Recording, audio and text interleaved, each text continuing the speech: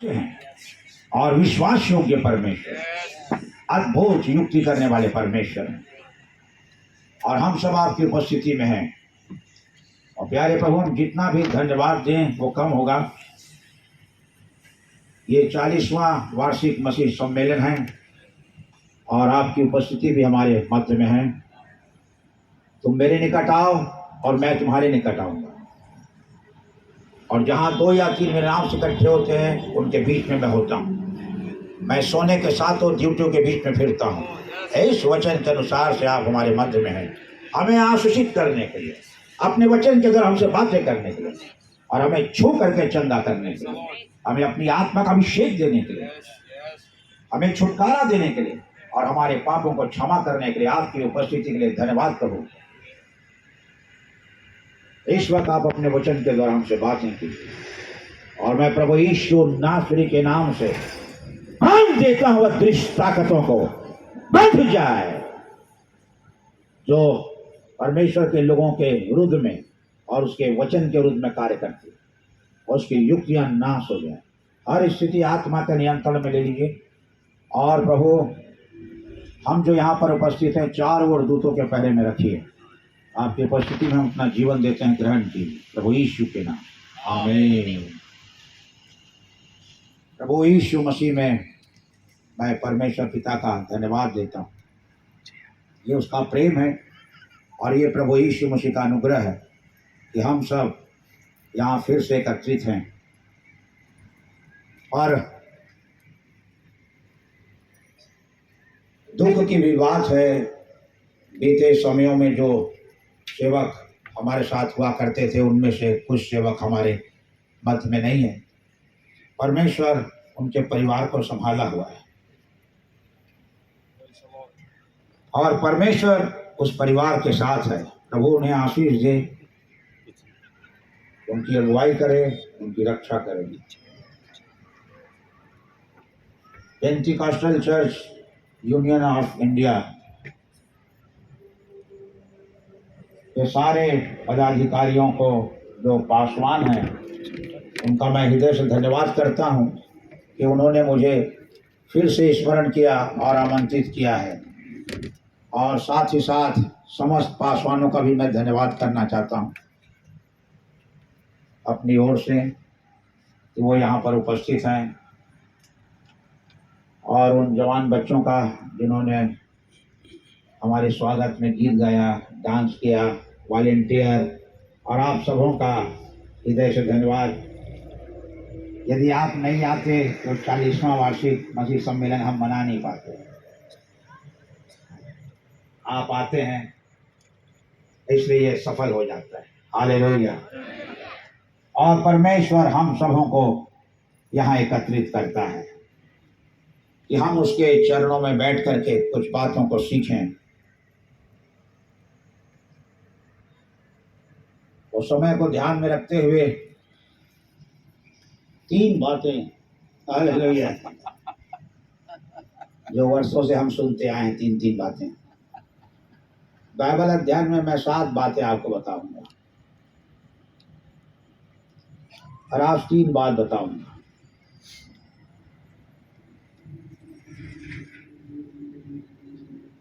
जब हम प्रकाशित वाक्य की पुस्तक को पढ़ते हैं, बहुत सामान्य सी बात वहां लिखी हुई है, पर बहुत बड़ी बात भी है वो।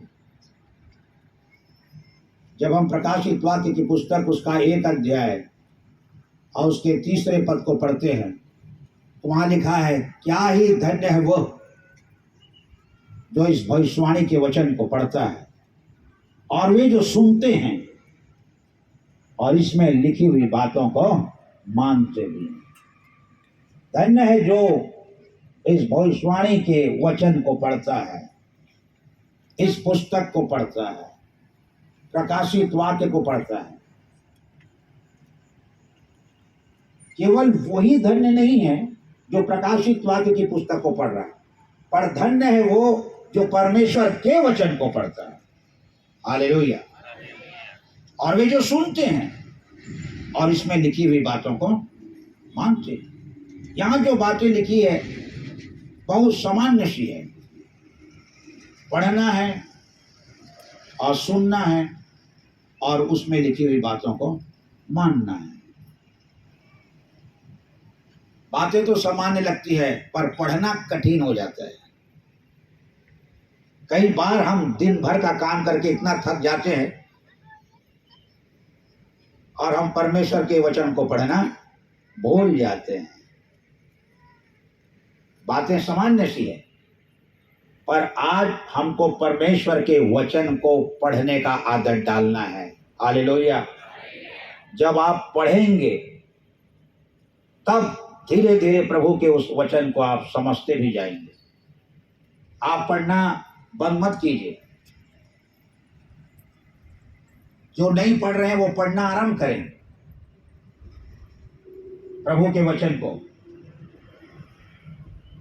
और परिवार में कुछ ऐसे लोग होते हैं, माता पिता जो पढ़े लिखे नहीं हैं, तो बच्चे उनको पढ़ करके सुनाएं। पढ़ना बहुत जरूरी है वचन को। जब आप पढ़ेंगे तब परमेश्वर की इच्छा को जानेंगे, परमेश्वर की योजना को जानेंगे। उसने क्या योजना भविष्य के लिए आप बनाई है आपके लिए। और कई बार हम इस वचन को नहीं पढ़ते और बाइबल बताती हमें कि हमको इस वचन को पढ़ना है। हालेलुया। इसको हमको पढ़ना है।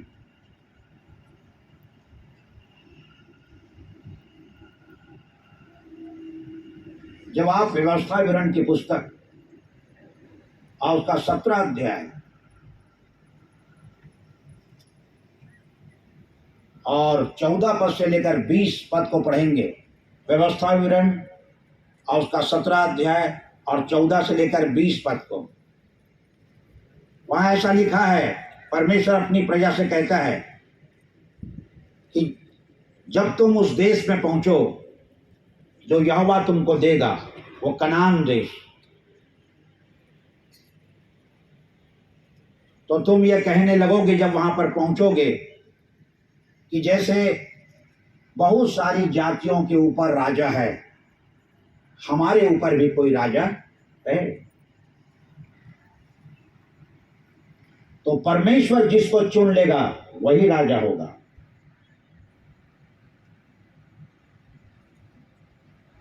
और वो राजा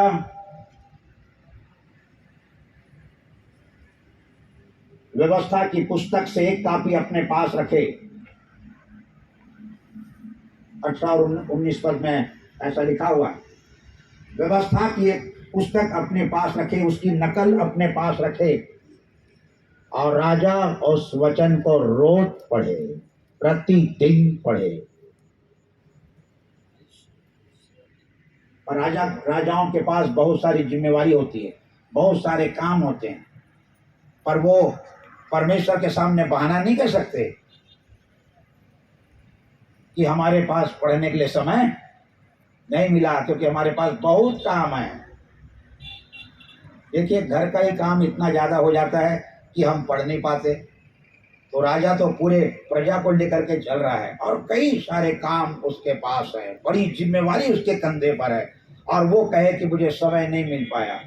पर 18 और 19 पद में लिखा है, प्रतिदिन वो उस वचन को पढ़ेगा। हालेलुया। तो परमेश्वर चाहता है कि हम वचन को पढ़ें, आदत डालें। अभी तो स्कूलों की छुट्टी हो गई होगी, मैं समझता हूँ, एग्जाम खत्म हो गए। अब बच्चे लोग क्या करेंगे, इसको पढ़ेंगे। वरन सब लोग जो पढ़ना जानते हैं, राजा भी पढ़ेगा और प्रजा के लोग भी परमेश्वर के वचन को पढ़ेंगे। तब जाके हम परमेश्वर की इच्छाओं को जान सकेंगे, उसकी योजना को जान सकेंगे। यदि हम पढ़ेंगे नहीं तो ये नहीं जान पाएंगे कि परमेश्वर चाहता क्या है। वो चाहता कुछ और है और हम कुछ और कर रहे हैं, क्योंकि हमने वचन को पढ़ा ही नहीं।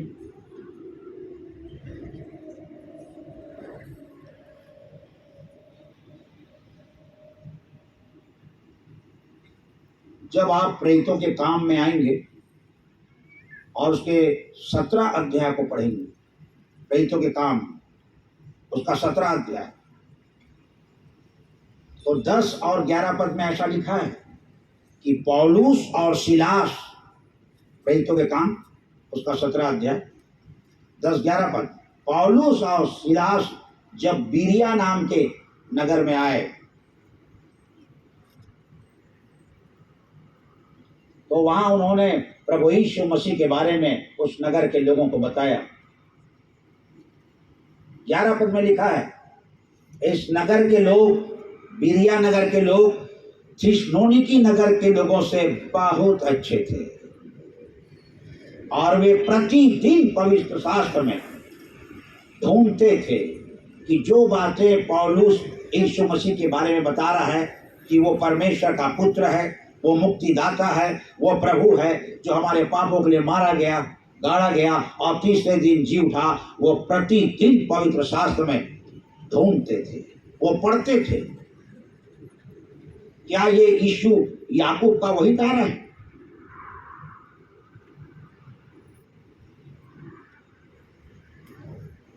क्या ये ईशा की ठूंठ में की वो डाली है जो पौलुस कहता है? तो वो लोग प्रतिदिन पवित्र शास्त्र को पढ़ते थे कि पौलुस जिन बातों को बोल रहा है क्या कितनी सच्चाई है उन बातों में, और वो पढ़ते थे, वो पढ़ते थे, वो ढूंढते थे। ये थिस्सलुनीकि नगर के लोगों से बहुत अच्छे थे, पौलुस ने लिखा है। हालेलुया। तो आज पढ़ना बहुत जरूरी है। हमको आदत डालना है परमेश्वर के वचन को पढ़ने के लिए। भले वो एकाएक समझ में ना आए, और आप पढ़ते जाइए, फिर आप धीरे धीरे समझते भी जाएंगे। पढ़ने से ये लाभ होगा आपको कि हाँ, इस घटना को हमने पढ़ा था, इससे वचन को समझने के लिए सहायता मिलेगी कि हाँ, इस राजा के बारे में हमने पढ़ा था, हाँ, प्रभु यीशु मसीह के बारे में हमने ये पढ़ा था। तो वो समझने के लिए आप फिर प्रवचन को अच्छी तरह से समझ सकेंगे। इसी कारण पढ़ना जरूरी है। कई बार लोग शास्त्रों को नहीं पढ़ते हैं,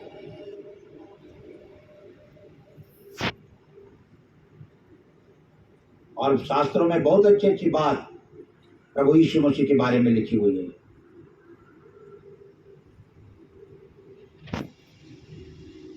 हालेलुया।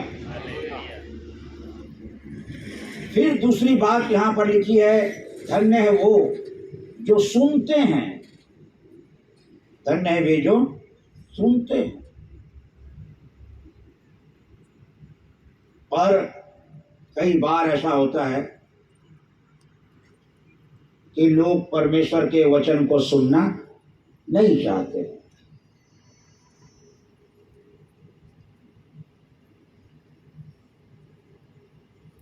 देखिए, हम तो बहुत कम बोलते हैं, इसलिए आप सुन लीजिए। हालेलुया। नीति वचन 28:9 में लिखा है, जो व्यवस्था सुनने से अपने कान फेर लेता है उसकी प्रार्थना घृणित ठहरती है। आज नहीं तो कल जब हमारे जीवन और परिवार में मुसीबत आएगा और हम गिड़गिड़ाएंगे और परमेश्वर के सामने रोएंगे, तब परमेश्वर क्या बोलेगा? तुमने मेरी सुना कि मैं तुम्हारी सुन लूं? जो व्यवस्था सुनने से अपने कान को फेर लेता है उसकी प्रार्थना घृणित ठहरती। जिस दिन वो रोएगा और गिड़गिड़ाएगा, तब मैं भी नहीं सुनूंगा उसको। कितना महत्व रखता है ये सुनना भी। जितना पढ़ना महत्व रखता है, उतना परमेश्वर के वचन को सुनना भी महत्व रखता है। हम पहले परमेश्वर की सुने, हम परमेश्वर को नहीं सुना सकते प्रार्थना के द्वारा कि परमेश्वर तू ऐसा करना, तू वैसा करना, तू ये करना, वो करना। ऐसा बोलेगा, मैं नहीं सुन सकता तुम्हारी, तुम पहले मेरी सुनो। और कितने लोग थे हम लोग जो यहाँ इकट्ठे हो जाते थे कन्वेंशन में हर साल 15,000 17,000 लोग, उससे ज़्यादा लोग उन दिनों में प्रभु के पास इकट्ठे होते थे। केवल चंगाई के लिए ही नहीं, केवल छुटकारे के लिए नहीं, वो बातें बात की बात थी, परंतु लूका 5 अध्याय के पहले पद में लिखा है, भीड़ उस पर गिरी पड़ती थी और परमेश्वर का वचन सुनती थी। आज कितना अच्छा साधन है, आप अपने ही जगह, कोई धक्का मुक्की नहीं है, कोई गिर नहीं रहा है, सबके लिए बैठने की अच्छी व्यवस्था है, माइक की व्यवस्था है। पर प्रभु यीशु मसीह के समय में यह सब कुछ भी नहीं था, कोई माइक नहीं था। भीड़ उस पर गिरी पड़ती थी और परमेश्वर का वचन सुनती थी।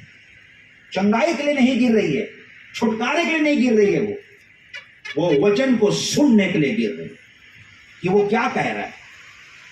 पर प्रभु का जितना भी धन्यवाद किया जाए वो कम होगा। परिस्थिति बदलती गई और स्पीकर के हाथ में माइक आ गया और सब लोग शांतिपूर्ण ढंग से सुन सकते हैं। यदि उस भीड़ में अभी हम होते और ये व्यवस्था नहीं होती तो घर चले जाते नाराज होके, हटाओ, कौन सुनता है, यहाँ कोई व्यवस्था नहीं, यहाँ कोई व्यवस्था नहीं, सब गिर पड़ रहे हैं, वहां कौन धक्का खाएगा, और वापस घर चले जाते। पर बड़ी से बड़ी भीड़ शांत बैठकर परमेश्वर के वचन को आज सुन सकती है। हालेलुया। ये भी परमेश्वर का एक अनुग्रह है कि हमारे सुनने के लिए परमेश्वर ये सब कुछ प्रबंध कर दिया है।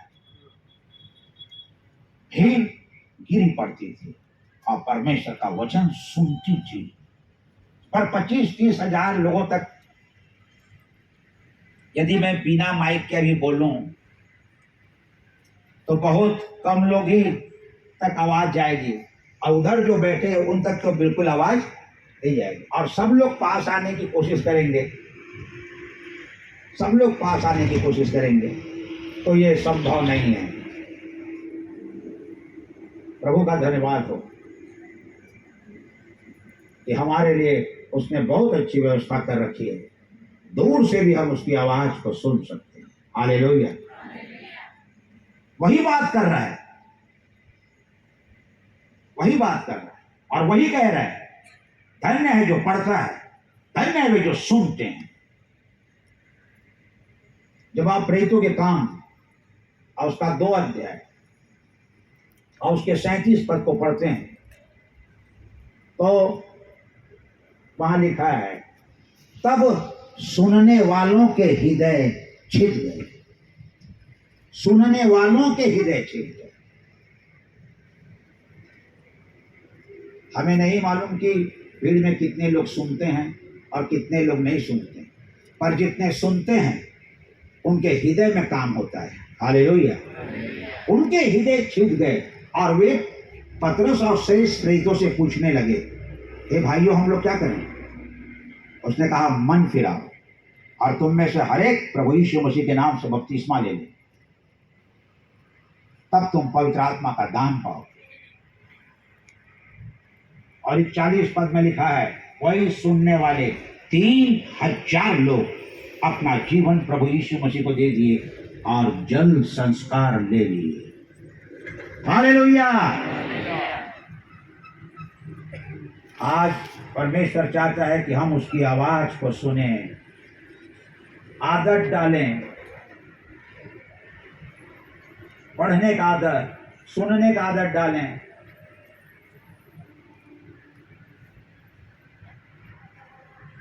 यदि नहीं सुनेंगे वो कहेगा, मैं भी नहीं सुनूंगा उन प्रार्थनाओं को।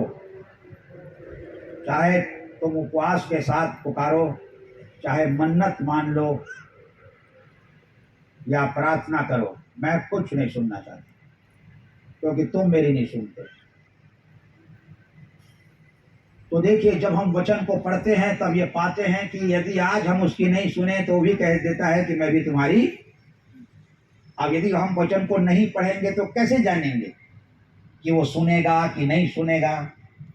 हम तो नहीं सुन रहे हैं, पर वो तो दयालु है, वो तो हमारी सुनेगा। पैसा कहता है नहीं, मैं दयालु जरूर हूँ पर सुनूंगा नहीं तुम्हारी। आज 3,000 लोगों को सुनने से सच्चाई समझ में आ गई। रोमी 10:17 में लिखा है, विश्वास जो है वो सुनने से, और सुनना यीशु मसीह के वचन के द्वारा होता है। विश्वास हो गया इनको 3,000 लोगों को, उन्होंने अपना जीवन प्रभु को दिया, जल संस्कार ले लिया। प्रतिदिन उद्धार पाए लोगों को प्रभु उनमें मिलाता था। और कई कई बार साल भर होता है, कोई उद्धार ही नहीं पाता है। ना तो वो पढ़ना चाहते, ना तो वो सुनना चाहते हैं। बस कई कई बार लोगों को चंगाई से मतलब रहता है, वो सुनना नहीं चाहेंगे, वो पढ़ना नहीं चाहेंगे, बस हमारे लिए प्रार्थना कर दो। ऐसा करते करते ये 40वां कन्वेंशन आ गया।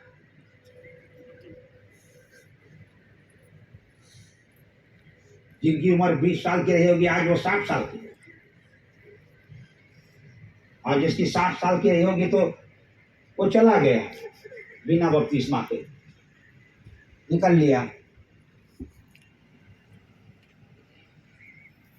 क्यों पास्टर लोग इतना पैसा खर्चा करते हैं, इतनी व्यवस्था करते हैं? क्यों? क्योंकि लोग प्रभु को जाने, पहचाने, उसको ग्रहण करें, आपकी चंगाई के लिए, छुटकारे के लिए।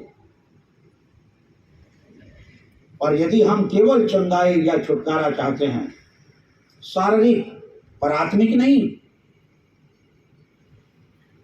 कई बार कई ऐसी गवाहियां आपने सुनी होगी जिसमें लोग शारीरिक रूप से चंगे हुए, आशीषित हुए, उनको छुटकारा मिला।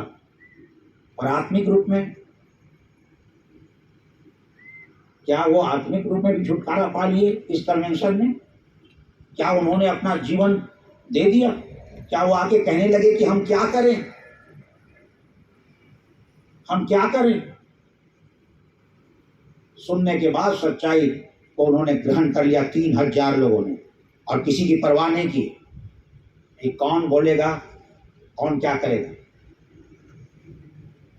आज सुनना बहुत जरूरी है। हालेलुया। और ध्यान से सुनना बहुत जरूरी है। सुनने और सुनने में भी अंतर आ जाता है।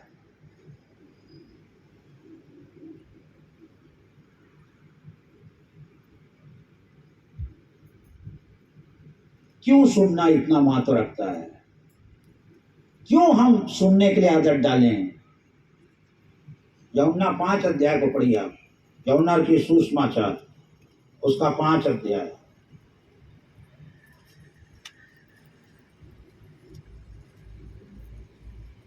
और उसके 25 पद में क्या लिखा है, पढ़िए।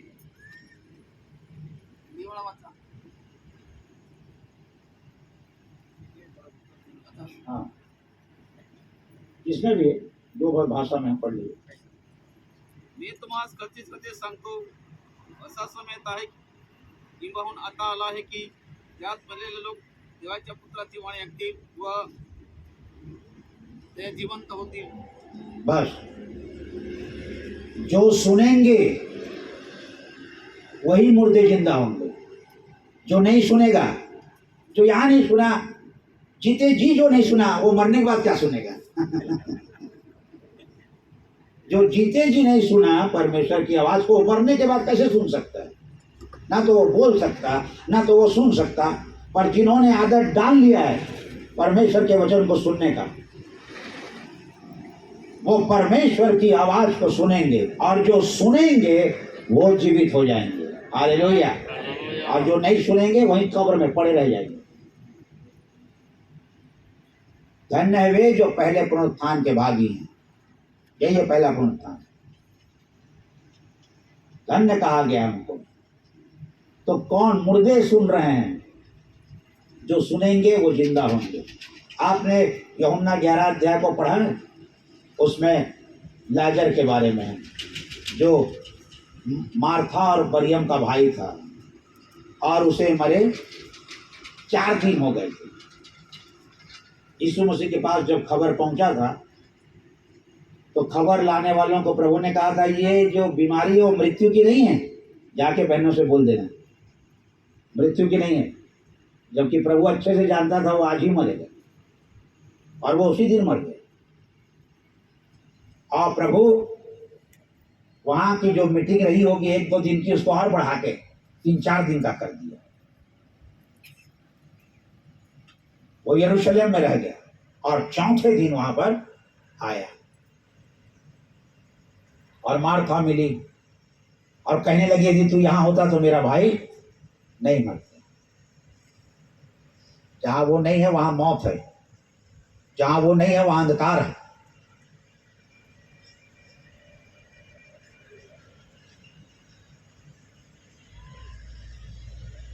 और मार्था मिल करके चले गई और मरियम भी आकर यही बात कहने लगी, यदि तू यहाँ होता तो मेरा भाई नहीं बढ़ता।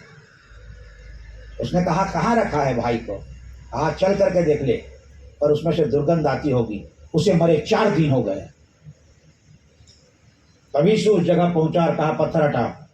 उन्होंने पत्थर हटा दिया और यीशु मसीह ने जोरदार आवाज में चिल्लाया, लाजर बाहर आ।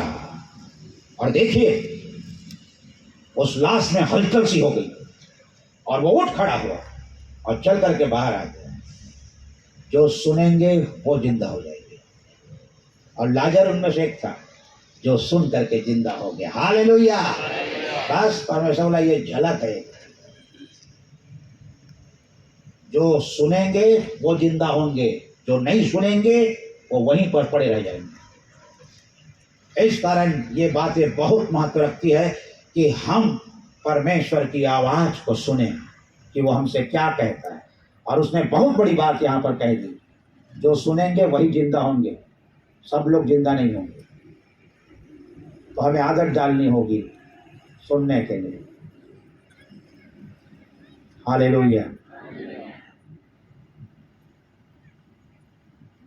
और आखिरी बात उसमें लिखी हुई है, धन्य है वे जो इस वचन को क्या करते हैं, पढ़ते हैं। धन्य है जो सुनते हैं, लिखी हुई बातों को मानते हैं, पढ़ते हैं, सुनते हैं और लिखी हुई बातों को मानते हैं।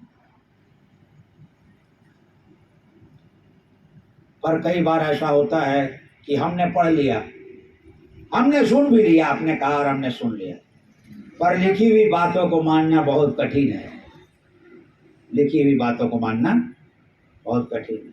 जबकि यूहन्ना की पहली पत्री 5:3 में यूहन्ना लिखता है, परमेश्वर की कोई भी आज्ञाएं कठिन नहीं है, सब मानी जा सकती है, सब मानी जा सकती है। अब देखिए, यदि आपसे कोई पूछे आप चोर हैं, चोरी करते हैं, तो आप कहेंगे नहीं, हम चोर नहीं हैं, हमने चोरी नहीं की। हाँ, 10 आज्ञा में तो एक आज्ञा आपने मान ही लिया। देखिए कितना सरल है। क्या आप झूठी गवाही देते हैं?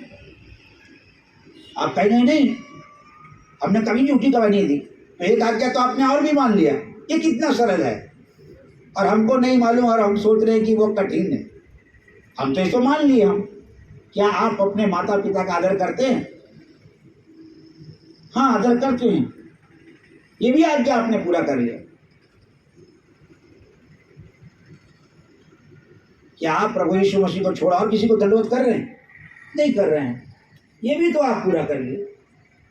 देखिए कितनी आज्ञाएं पूरी होती जा रही है और हमारा ध्यान कभी उधर गया नहीं। हमने तो 4 आज्ञा को ऐसे ही पालन कर लिया। ऐसे कितनी आज्ञा है। क्या आपने किसी का खून किया है? मर्डर किया किसी का? नहीं किया, तो ये भी आज्ञा हो गया। तो फिर आप बचा क्या है? सब तो मान रहे हैं आप।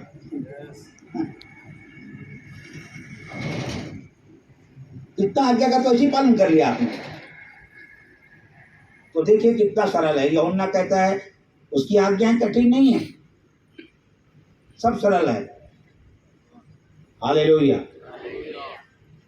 तो धन्य है वे जो इसमें लिखी बातों को मानते हैं। ये कठिन नहीं है। कठिन तो हाँ, कठिन बातें तो आप इब्राहिम से पूछिए, वो बताएगा। बोलेगा यीशु तुम्हारा प्रभु यीशु मसीह तो तुम लोगों को सरल सरल आज्ञा दे दिया, मेरे को तो बहुत कठिन दे दिया।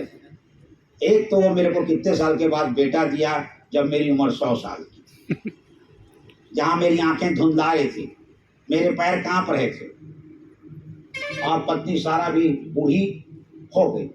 उस समय उसने दया करके हम लोगों को एक बेटा दिया। तो जब हमने बेटा पाया तो हमारे कांपते हुए पैरों में मानो बल आ गया, हमारी धुंधली आंखों में मानो चमक सी आ गई, रोशनी बढ़ गई उस बेटे को पा करके। हम तो बहुत खुश थे। एक तरफ हमारा धन दौलत नौकर चाकर, एक तरफ हमारा बेटा, ये परमेश्वर हमको दे दिया। हर दिन उनका बहुत अच्छा गुजरता था। जब उसने अपनी मां का दूध पीना छोड़ दिया इसहाक, तब एक दिन उसने सुना, इब्राहिम तू जो अपने बेटे को बहुत प्यार करते है, उसे मोरिया देश में मैं तुझे एक पहाड़ बताऊंगा, वहां बलिदान कर देना। ये देखिए आज प्रभु यीशु मसीह ऐसा बोला, कभी आपके बच्चों का, बेटे और बेटी का बलिदान मांगा? इब्राहिम से आप पूछोगे तो बोलेगा आप लोगों की आज्ञाएं बहुत सरल है, वो मानी जा सकती है, कोई कठिन आज्ञा नहीं है। पर मेरे से पूछो, उसने तो मेरी नींद उड़ा कर रख दी, मेरा खाना छूट गया, सब कैसे करके उसने अपने आप को संभाला होगा। क्या ये सरल था? एक तो आप हमको संतान दे रहे हैं, हमारी धुंधली आंखों में मानो चमक आ गई, हमारे हाथ पैर में बल आ गया है कांपते हुए, और आज आप उसका बलिदान मांग रहे हो। कोई ऐसा नहीं कर सकता परमेश्वर, और मैं भी ऐसा नहीं करूंगा। मैं भी जाके सारा को बता देता हूं, ऐसा ऐसा परमेश्वर बोल रहा है जो हमको बेटा दिया है। तो सारा क्या बोलेगी? वो परमेश्वर नहीं है, वो शैतान है। तुम पागल हो रहे। जो हमको दिया है बेटा, वो कैसे करके मांगेगा? मैं बेटे को लेके कहीं और चले जाती, पर ऐसा नहीं होने देंगे। ये सच है, वो हमारा ही बेटा मांग रहा है। और देखिए कैसे लड़खड़ाते कदम में वो चला गया होगा उस पहाड़ पर, बार बार अपने बेटे को प्यार कर रहा होगा। अब वो उसकी आंखों से ओझल हो जाएगा हमेशा के लिए, सब कुछ खत्म हो जाएगा थोड़ी देर में। उसने वेदी बना ली और अपने बेटे को बांध करके लेटा दिया, जबकि उसका बेटा भी खुद वेदी बनाने में मदद कर रहा था। वो पत्थर ला रहा होगा और बार बार इब्राहिम उस पर देख रहा होगा, बार बार वो उसको देखता होगा, वो उसको चूमता होगा, उसको प्यार करता होगा। और तभी थोड़ी देर में उसने उसको बांध दिया और वेदी पर लेटा दिया। और उसने चूरा ले लिया उसको बलिदान करने के लिए। वो उसको मारने ही पर था, तभी आवाज आई, इब्राहिम हाथ मत बढ़ा उस पर। हालेलुया। हाथ मत बढ़ा अपने बेटे पर। मैं जान गया कि तू मेरा भय मानता है। हालेलुया। जो भय मानता है वो आज्ञा मानता है, जो आज्ञा मानता है वो भय मानता है, जो आज्ञा मानता है वो परमेश्वर से प्यार करता है, और जो प्यार करता है वो उसकी आज्ञा का पालन करता है। यूहन्ना 14:23 में लिखा है, यदि तुम मुझसे प्रेम रखते हो तो मेरी आज्ञाओं को मानोगे।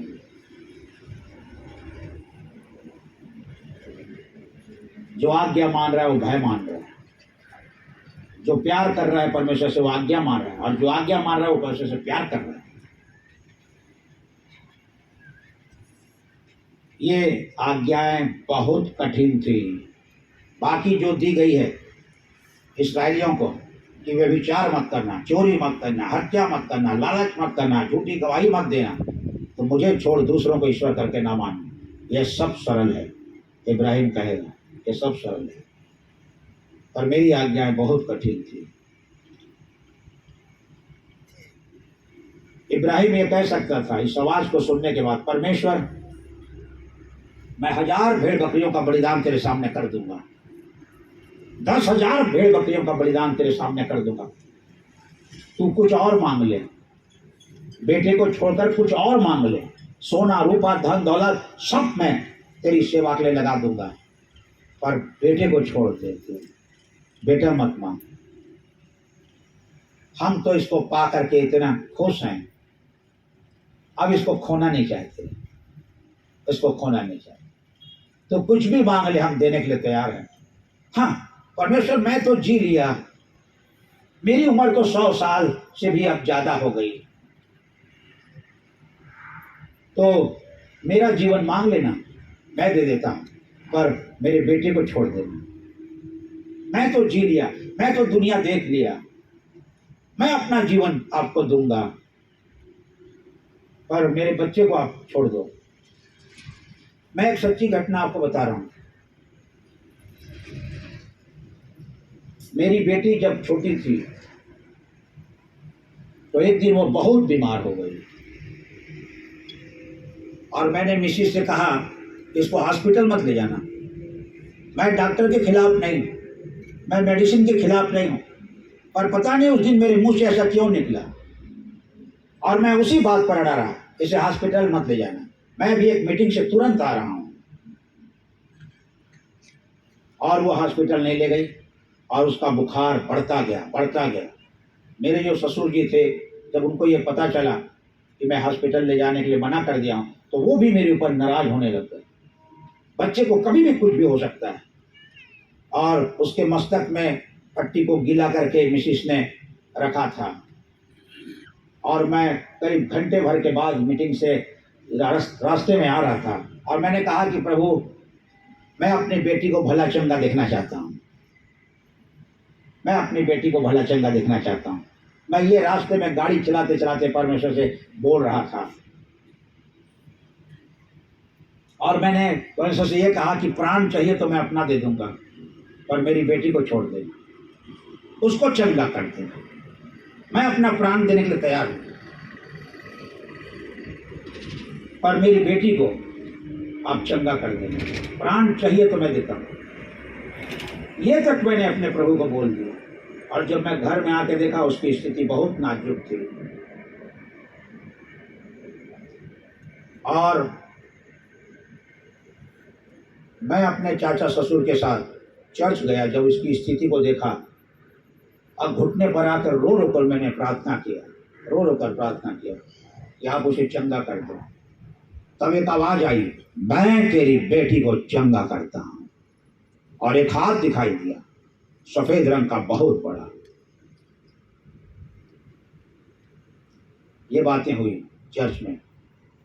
मैंने कहा यदि आप मेरी बेटी को चंगा कर दिए तो इससे पहले कि मेरे कदम चर्च के बाहर पड़ जाएंगे, कोई ना कोई ये खबर लेकर के आएगा कि वो ठीक हो गई।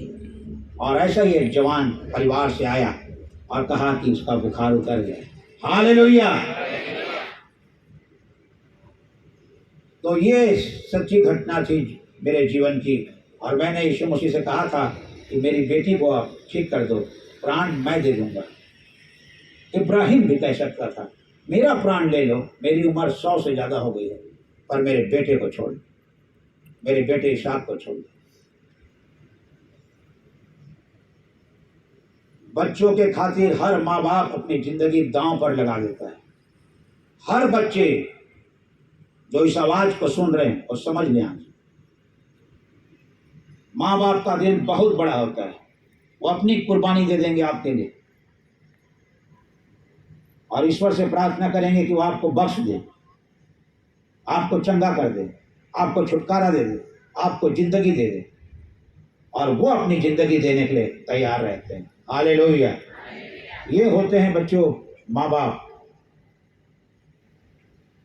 इसी कारण माता पिता का आदर करो, ये बहुत बड़ी आज्ञा नहीं है, छोटी आज्ञा है। हालेलुया। आज हमको उन बातों को मानना है। जो वचन को हम पढ़ रहे हैं, सुन रहे हैं, उसको हमको मानना है। वो कठिन नहीं है, वो बातें कठिन नहीं है, वो सब मानी जा सकती है।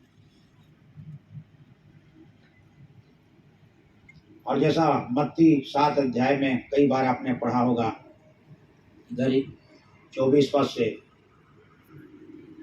कि जो वचन को सुनता है केवल वो अपने आप को धोखा देता है, पर वचन पर चलने वाले बनो।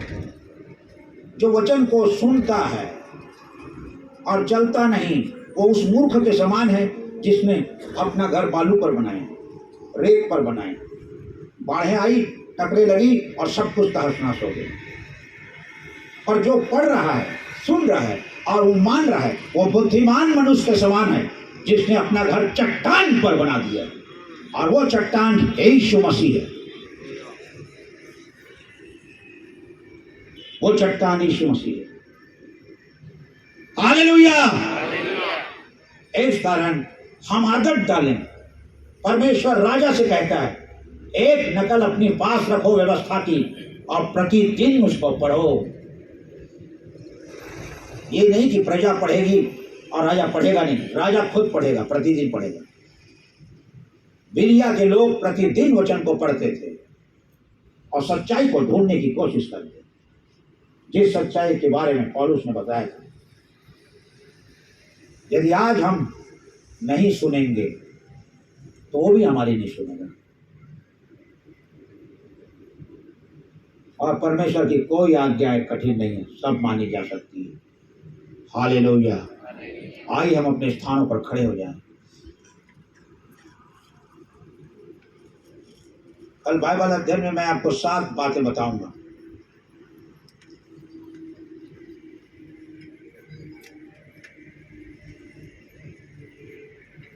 Holy Spirit, hallelujah. धन्यवाद।